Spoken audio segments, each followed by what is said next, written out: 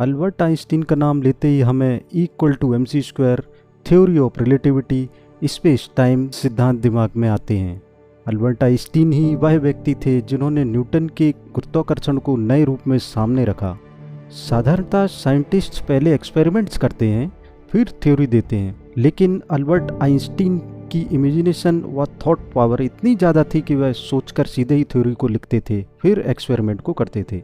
सन 1905 में, जिसे सदी का मिरेकल ईयर भी कहा जाता है, आइंस्टीन ने दुनिया के सबसे प्रसिद्ध व चर्चित समीकरण E=mc² को प्रकाशित करके द्रव्यमान और ऊर्जा के बारे में बताकर दुनिया की समझ में क्रांति ला दी। आइंस्टीन से पहले भौतिक शास्त्री सोचते थे कि वह द्रव्यमान और ऊर्जा को अच्छे से जानते हैं। उनका मानना था कि द्रव्यमान और ऊर्जा अलग अलग हैं तथा जिनका आपस में कोई संबंध नहीं है। आइंस्टीन ने दिखाया कि उनकी समझ गलत है। आइंस्टीन ने द्रव्यमान और ऊर्जा के बीच एक रिलेशन देखा जिसने संसार और हमारे जीवन को बदल कर रख दिया। आइए जानते हैं द्रव्यमान और ऊर्जा क्या है। द्रव्यमान इस बात का माप है कि किसी वस्तु में कितना पदार्थ है। यदि परमाणुओं के 3 प्रमुख घटक प्रोटॉन, न्यूट्रॉन और इलेक्ट्रॉन को देखें तो प्रोटॉन और न्यूट्रॉन का द्रव्यमान समान होता है। अगर इलेक्ट्रॉन के भार को इग्नोर कर दें तो न्यूट्रॉन व प्रोटॉन की संख्या किसी ऑब्जेक्ट का मास या द्रव्यमान कही जा सकती है। यहाँ पर मास किसी वस्तु के द्रव्यमान को दर्शा रहा है, ना कि उसके वेट को। आइए इसे हम एक उदाहरण से समझते हैं। किसी लोहे के टुकड़े का वेट चंद्रमा पर कम होगा क्योंकि वहाँ ग्रेविटी कम है, जबकि इंटरनेशनल स्पेस स्टेशन पर इसका वेट कुछ नहीं होगा क्योंकि यहाँ ग्रेविटी 0 है।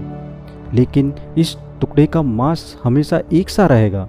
यह जगह या स्थिति पर निर्भर नहीं करता है क्योंकि प्रोटॉन और न्यूट्रॉन की संख्या हमेशा एक सी रहेगी किसी भी परिस्थिति में। अब बात करते हैं ऊर्जा के बारे में। ऊर्जा की कई सटीक परिभाषाएं हैं जो कि साइंस ने दी हैं, लेकिन यह कहना कि ऊर्जा अस्तित्व को मापने का तरीका है ज़्यादा जानकारीपूर्ण है। भौतिक जगत की प्रत्येक वस्तु में ऊर्जा होती है और उसे उस वस्तु की मात्रा से मापा जा सकता है, और इस तरह वस्तु से ऊर्जा या ऊर्जा से वस्तु में परिवर्तन होता है तो ऊर्जा का हमेशा संरक्षण होता है, जिसका अर्थ हुआ कि ऊर्जा की कुल मात्रा कभी नहीं बदलती है। ऊर्जा ना तो बनाई जा सकती है ना ही नष्ट की जा सकती है। इसे केवल एक रूप से दूसरे में परिवर्तित किया जा सकता है। इसे law of conservation of energy कहते हैं। जैसे ऊर्जा कई रूपों में दिखाई देती है, work, heat, kinetic energy, potential energy और अन्य भी। आइए अब हम आइंस्टीन के फेमस इक्वेशन E=mc² का अर्थ समझते हैं। जैसे मनी के अलग अलग जगह अलग अलग वैल्यू हो सकती हैं, रुपीज़, डॉलर, पाउंड।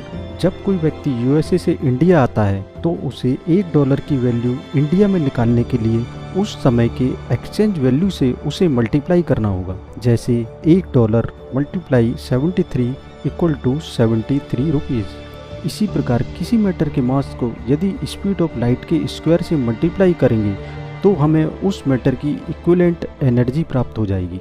आइए इसे एक और उदाहरण से समझने का प्रयास करते हैं। जब 2 हाइड्रोजन के एटम आपस में मिलकर हाइड्रोजन का मॉलिक्यूल्स H2 बनाते हैं तो जुड़ने के बाद दोनों एटम्स के टोटल मास में कुछ कमी आ जाती है जो कि एनर्जी के रूप में बदल जाती है, जैसा कि आप यहाँ इस फिगर में ΔM के रूप में देख रहे हैं। इस तरह मास के परिवर्तन की प्रक्रिया में कुल मास का पूर्णतः मास में परिवर्तन नहीं हो पाता है और जो लॉस होता है एनर्जी में परिवर्तन हो जाता है।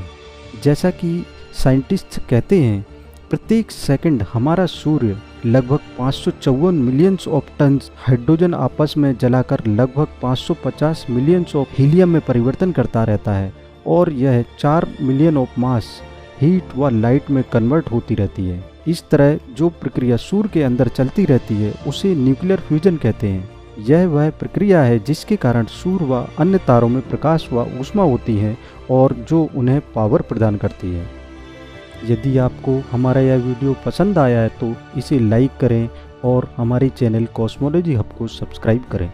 Thanks for watching.